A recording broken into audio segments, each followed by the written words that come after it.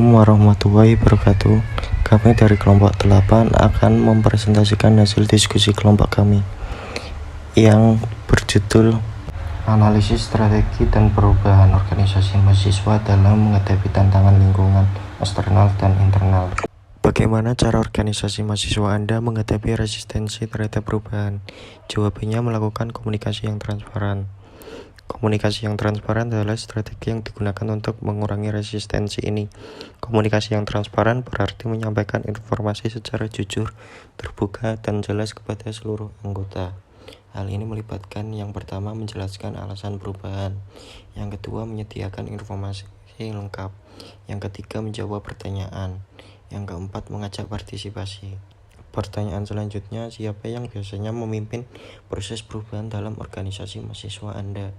Jawabannya ketua organisasi. Ketua organisasi adalah individu yang terpilih atau ditunjuk untuk memimpin sebuah organisasi mahasiswa. Ketua organisasi memiliki tanggung jawab untuk mengarahkan dan mengkoordinasikan berbagai aktivitas organisasi termasuk proses perubahan. Ketua organisasi memimpin perubahan karena yang pertama otoritas dan tanggung jawab, yang kedua visi dan arah, yang ketiga koordinasi, dan yang keempat motivasi. Bagaimana cara organisasi Anda mengukur keberhasilan dari perubahan yang dilakukan? Jawabannya dengan mengukur kinerja organisasi sebelum dan sesudah perubahan. Penjelasannya, keberhasilan dari perubahan adalah evaluasi tentang seberapa efektif perubahan yang diterapkan dalam mencapai tujuan yang diinginkan. Mengukur keberhasilan ini sangat penting untuk memastikan bahwa perubahan membawa dampak positif bagi organisasi. Mengukur kinerja organisasi sebelum dan sesudah perubahan adalah metode yang digunakan untuk menentukan efektivitas perubahan. Ini melibatkan langkah-langkah berikut. Yang pertama, menentukan indikator kerja atau Key Performance Indicator atau KPIs. Kedua, pengumpulan data sebelum perubahan. Yang ketiga, pelaksanaan perubahan. Yang keempat, pengumpulan data sesudah perubahan. Yang kelima, ada analisis dan perbandingan data. Dan yang terakhir, ada evaluasi hasil. Apa yang paling sering menjadi alasan organisasi mahasiswa melakukan perubahan? Jawabannya, inovasi dan pengembangan program. Berdasarkan penjelasan tersebut, alasan utama organisasi mahasiswa melakukan perubahan adalah inovasi dan pengembangan program. Ini mencakup penerapan ide-ide baru, metode, atau teknologi untuk meningkatkan efektivitas organisasi serta penyempurnaan atau ekspansi program yang ada. Contohnya termasuk pengenalan platform online, penambahan workshop relevan, atau pengembangan program kerjasama eksternal. Fokus ini membantu organisasi tetap relevan, menarik bagi anggota, dan mampu menghadapi tantangan lingkungan. Seberapa sering organisasi Anda mengevaluasi strategi yang sudah dijalankan? Jawabannya yang paling banyak yaitu setiap bulan.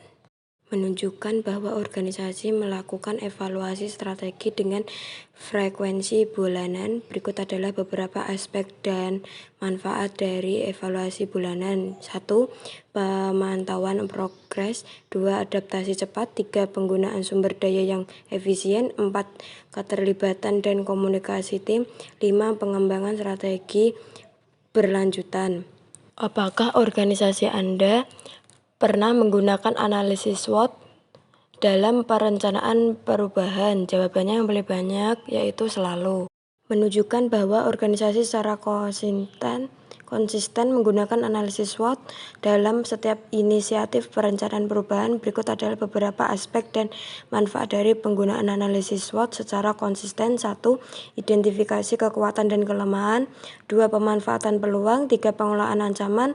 4. Pengembangan strategi dan yang tepat. 5. Pengambilan keputusan yang lebih baik. Apakah organisasi mahasiswa Anda melibatkan anggota dalam proses pengambilan keputusan perubahan? Jawabannya selalu.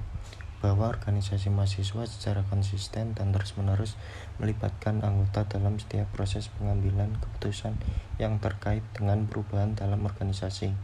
Ini mencakup berbagai aspek seperti perubahan kebijakan, program kerja, kegiatan, atau arah strategis organisasi. Faktor eksternal mana yang paling mempengaruhi keputusan perubahan dalam organisasi mahasiswa Anda? Jawabannya perubahan kebijakan universitas. Perubahan kebijakan universitas merujuk pada segala bentuk perubahan yang dibuat oleh pihak universitas dalam hal peraturan, pedoman, atau strategi yang mempengaruhi berbagai aspek kehidupan kampus termasuk kegiatan organisasi mahasiswa. Seberapa siap organisasi mahasiswa Anda menghadapi perubahan yang tiba-tiba? Organisasi harus siap menghadapi perubahan untuk dapat bertahan dan berkembang di lingkungan yang selalu berubah. Kesiapan ini memungkinkan organisasi untuk cepat menyesuaikan diri dengan situasi baru. 58,4% responden menganggap organisasi mahasiswa mereka siap menghadapi perubahan yang tiba-tiba. Seberapa penting peran komunikasi dalam proses perubahan di organisasi mahasiswa Anda? Peran komunikasi sangat penting dalam proses perubahan di organisasi mahasiswa karena membantu memastikan informasi tersampaikan dengan jelas, mengurangi kebingungan, meningkatkan koordinasi, dan membangun kepercayaan di antara anggota. Dan hasilnya, 88,2% responden menganggap komunikasi sangat penting dalam proses perubahan organisasi.